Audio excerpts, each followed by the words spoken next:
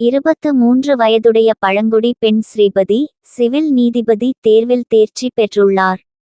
இதற்காக ஸ்ரீபதியை பலரும் பாராட்டி வருகின்றனர்.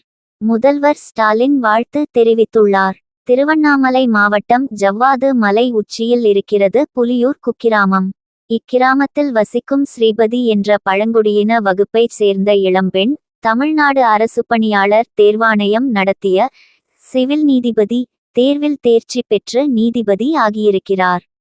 23 வயதே ஆன ஸ்ரீபதிக்கு பி.ஏ.எல் சட்டப்படிப்பு படித்து கொண்டிருக்கும் போதே திருமணம் ஆகிவிட்டது.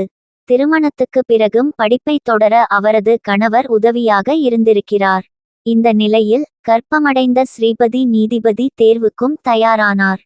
பிரசவ தேதியும் தேர்வு தேதியும் ஒரே நாளில் வந்திருக்கிறது. ஆனால் நல்வாய்ப்பாக தேர்வு தேதிக்கு 2 நாட்கள்